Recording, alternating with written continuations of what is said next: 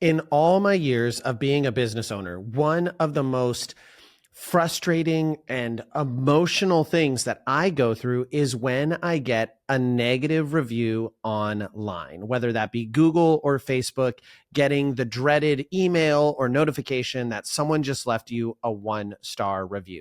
And while there are certain times where you can kind of see it coming or you know what's going to happen, no matter what, every single time it causes a pit in my stomach and an emotional response. And in today's episode, I am going to be diving in to just that thing and how I respond when I get a negative Google review.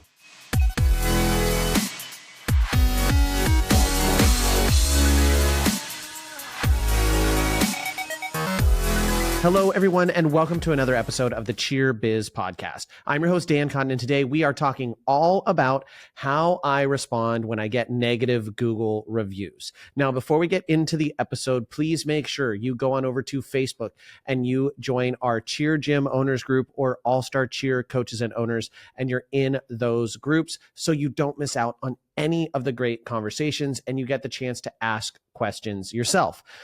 Also, you've got to head on over to nextgenowners.com and check out our Cheer Biz Accelerator events. We just hosted the first event at my gym in Oregon this last week, and it was amazing. It was so much work, but oh, so worth it to work with the gym owners intensively in my space, show them how we do the things that we do, why we do them the way we do, and give them advice on how to grow their own gyms. Now, let's get into the episode. So the impetus of this episode is I just very recently got a negative review on Google. I thought, you know what? I can share about this experience to everyone who listens. And I have gone through the ups and downs. We've gotten far more good reviews than we've ever gotten bad reviews. But if you know anything about Google reviews in general, if you get a 1-star review, it takes well over 5-star reviews to offset that singular 1-star review. So when you give a business a negative review, especially a really negative review, you are dramatically harming that business. And I think, unfortunately, in today's society, the people who give out negative reviews are way too prone to doing so. They want to do it very quickly. They're frustrated and they're angry. And so they snap back at someone, oftentimes a small business. And that has a really lasting impact on those small businesses. Does it matter to Walmart if the corner store that they have has a 2.1 star rating? No. Does it matter to the DMV that they have a 2.5 star rating? No, not really. But to these small businesses, it really makes a difference. And especially when you're talking about the thing that drives people to decide whether or not something might be a good fit for them. Now, am I saying you should never leave a bad Google review? I'm not. I think that there are certain circumstances where it makes sense. I personally have never left anyone a 1-star review. If I think that they can do something better, I like to communicate directly with them because 1, they might be able to resolve my problem, and 2, I don't want to take my singular experience and negatively impact that company long term just because they weren't perfect on that specific day. I don't really do that, but I got this review and here's the reality. So I've had periods of time where I've gotten reviews that I didn't see coming, that came out of nowhere. This summer, I got a 1-star Google review while we were at camp on Dream Camps. 1-star Google review from someone said, "My friend went and said it was terrible." Now, this person clearly didn't attend camp. It was a boy. I'm guessing it was maybe like a boyfriend that got dumped while they were their girlfriend was at camp or something like that. I have no idea who this person was. They had no relation or name relationship to anyone who was attending. But that took my perfect 5-star rating and made it much lower because that 1-star review out of the 10 reviews that we'd gotten was, out of 10 reviews, 1 of them was a 1-star and the rest were 5 stars. So it had a dramatic impact. Now with Oregon Dream Teams, I'm lucky enough that we've been around for a while where we have well over 58 reviews. So one singular review doesn't pull us down too far. But I've gone through the era. There was a particular time where we went through some drama in our gym. We let a coach go that was liked by some people, and there was some challenges with some parents, so much so that we had asked a particular parent to not come to the gym anymore. We said their athlete was welcome to stay, but the parent was not. In hindsight, I do things a lot differently now that I've learned and grown, but it was a rough scenario. And after we let that coach go, we started getting blasted with 1-star reviews from accounts that had been created for that purpose. So there was like, I think 7 or 8 1-star reviews that we got that all were like recently created emails that basically they created them to kind of spam review. Now, I'm not saying that that one individual didn't have a 1-star experience. They probably did, or they felt that they did, but Google does say that you can't create multiple accounts just to drive down someone's score. So I'm going to talk you through kind of all of those things. But before I go through kind of my stair steps of what I do to respond, I'm actually going to tell you, I'm going to read you the Google review that we got 2 weeks ago from a birthday party. So I'm going to open the door. Now, granted, you could go and see this right on Google. You can see my negative reviews, and the ones that are there, to include this one, I would never dispute this one, even though I think there were exaggerations or semi-inaccuracies. This person's experience was real, and some of the things that they're describing did happen, or at least there are their perspective. This was not a fake review. It was just this person's experience. So this was someone who hosted a birthday party at the gym. Birthday parties are your highest liability when it comes to getting Google reviews that are negative. They're the least likely to give you a glowing review, and they're the most likely to give you a negative review because they have no relationship with you if they're just coming from the outside. So these are not people who know you, love you, participate on teams, and are highly engaged in your program and want the best for you. These are just the most definitionally correct customer to service provider relationship you can have when you find these people just through Facebook marketing and they're like, hey, I'm interested in booking a birthday party with you. And that's all that they're doing. So that's what this person was. Their Google review went like this. We just hosted a birthday party here. I'm very torn on my review. The good, the space was what we were looking for. Free play bounce houses and obstacles. The kids really enjoyed themselves. The bad, some of their mats lining the walls fell down off the wall with nails coming out of them. Kids were bleeding. When I told someone, he seemed indifferent and just pulled the nails out. No offer to get a first aid kit or anything. Not sure if this party was meant to include a host, but basically no one helped. The guy walking to the room was 10 minutes late. 10 minutes where we stood around thinking it was time that we had paid to play. After he showed up, he told us where to play and things we couldn't use. Why are lessons going on at the same time? Then he disappeared. I only saw him an hour later coaching people. Extremely odd. He never came to help with anything else, just the walk to the floor. The gal at the front desk couldn't answer any questions. She did come to take a trash bag as we were cleaning, probably to try to get ahead of things for the next party. But we were nowhere near done. We've only experienced places where hosts helped, but I don't think that's a part of the parties here. We felt alone the whole time, just looking for an employee to answer simple questions.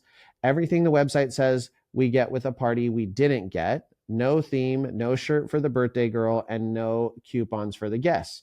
We were basically ignored. The room is very small. Even though it can hold 30 kids, it's uncomfortable to move around. They have no pics posted, so you don't know what you're getting. We booked this blindly, so I ended up not using a lot of my decorations I brought. It's so hot in there. All of the parents were sweating and not participating in playtime. I think this could be an amazing venue for people, but needs better attention to detail. So let's dive into some of those things. That's a pretty crummy review. And it was a 2-star review. And if you're listening to that and you're like, holy moly, that's horrible. Kids were bleeding. Let's dive into some of those things, because a lot of the things they say here, although I think are somewhat exaggerated, it was a perfect storm of my staff not executing on the systems that exist. So first off, the bleeding situation. To be honest, Tori was at the gym during this event. It is correct. We had some mats that were tacked up against the wall using screws.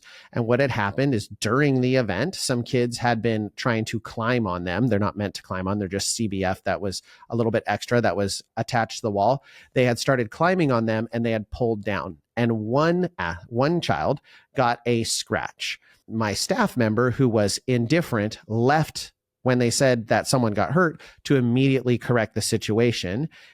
He did not realize that someone needed a Band-Aid. Tori handled the Band-Aid situation, which she said was a very minor scratch, that they gave him some Neosporin and a singular Band-Aid, and the kiddo was good to go. So the kids were bleeding, like there was multiple kids injured, was a exaggeration, but there was a kid who got a scratch, and that's certainly not what you want to happen, even though it wasn't intentional and it wasn't even negligent or reckless. It was just a piece of equipment had broken or gotten to a point where it could potentially harm someone in the process of the party, and someone got scratched. Now, are scratches the end of the world? No. Do we want to avoid them? Absolutely. It's always shocking to me that people seem to think that these cheer gyms are just held together with like Velcro and nothing else, and there's no construction that goes into it. There are screws and nails and all sorts of things all over the place in a cheer gym, just so you know, if you've never been a part of building one. So there was that aspect of it. Now, that was probably, I heard that story and I was like, oh, we're going to get a bad Google review from this lady, like 100%. I was expecting it. And even then, I actually was kind of happy that she gave us 2 stars. And I did a little research. I opened this person's profile and you can see what reviews they've given. And this individual has given numerous, I think like 30 plus reviews, and like half of them are 1 star. So I felt grateful to get the 2-star review, to be completely honest, because I don't think we delivered. And although I had an emotional response, and I wanted to be like, you know what, that's not fair, I had to look at the situation and come to find out my birthday party guy who runs the birthday parties, he had failed to check the schedule. And so he booked himself private lessons during that time.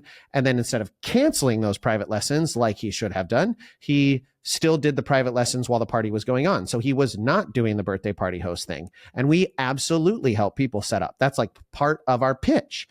And then in terms of them not getting the things they wanted, well, they did get a theme. Our themes are bounce house or Nerf or tumbling. So they admittedly got the bounce house party. There's no other theme to it other than they get to pick the style. I found out that the birthday party t-shirts were gone. Like we had ordered more, but they hadn't arrived and we didn't find a way to like correct that.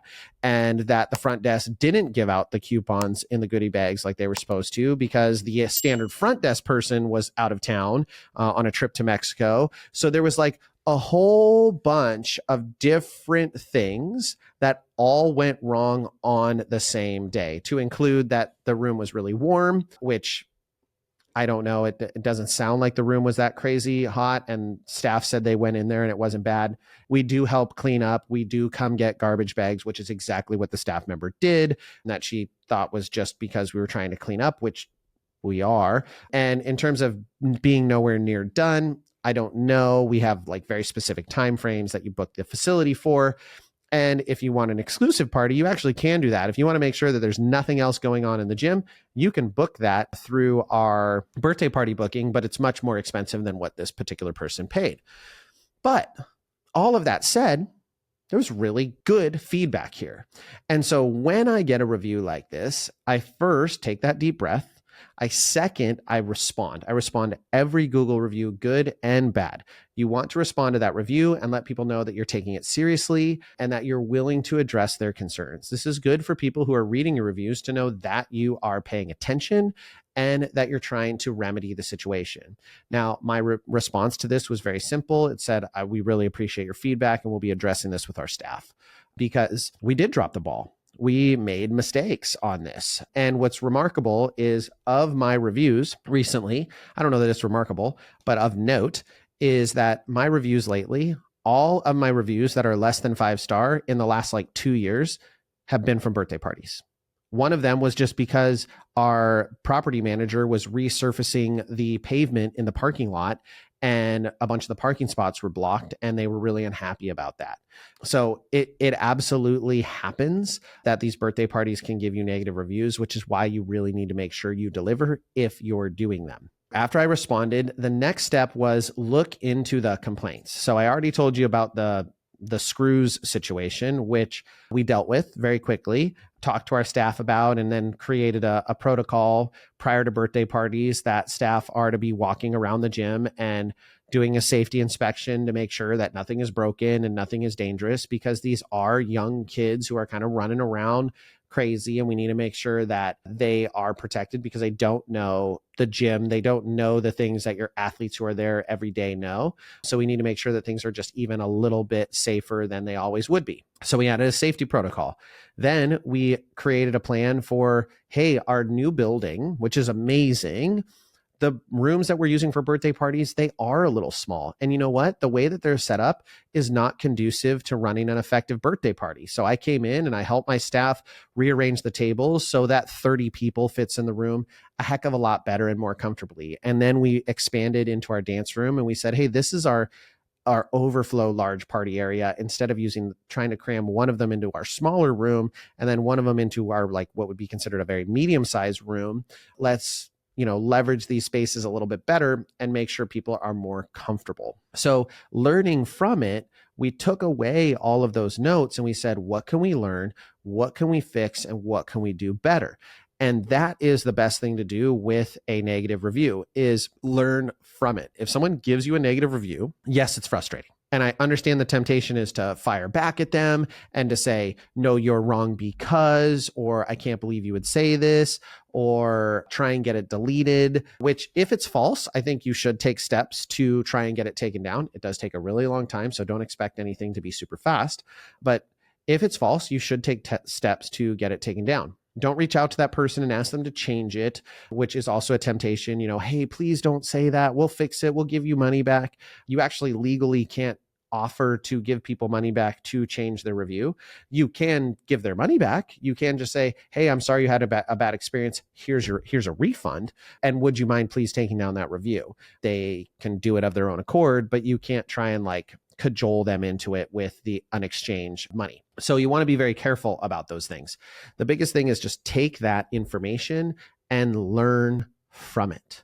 Learn from the errors that you made, because oftentimes there's something that you could have done differently to avoid that situation. All the way back to when I had those parents who made fake business or fake accounts to then leave negative reviews for my business, there were things that we could have done differently. There were things that we could have changed that probably would have mitigated those scenarios significantly and gotten a lot less of that happening in our life. The reality is if you run business for long enough, you're going to get some negative reviews. It's just an inevitability. It is going to happen in today's day and age. So you want to be prepared for how you and your staff are going to take that information, learn from it, and grow. It's one of the most important things you can do when you're faced with a negative review. So if you've ever been in this position, I'm sorry. It is a part of the journey. Hopefully me peeling it back and saying, hey, I've been doing this for a long time and we still make mistakes. We still have errors. And yeah, it's frustrating. I was at a 4.8 and now I'm at a 4.6. And hopefully we get back up to a 4.8, but it's going to take about 4 5-star reviews to do that. And eventually those are going to come in. There are things that you can do to get more reviews, to encourage reviews, but you have to let that happen a little bit more organically. You can't pay people. You can certainly campaign and say, hey, please leave us a review. And there are some strategies to do that, which I could dive in on another episode, but take the information from the negative review and learn from it. If you learn from it, then even though it was a negative experience, there's at least something positive coming from it. All right, everyone, I hope you have enjoyed the episode. Thank you for listening. Share it with a business owner who needs to hear it, who's maybe struggling with something similar. And with that, we will catch you on the next episode.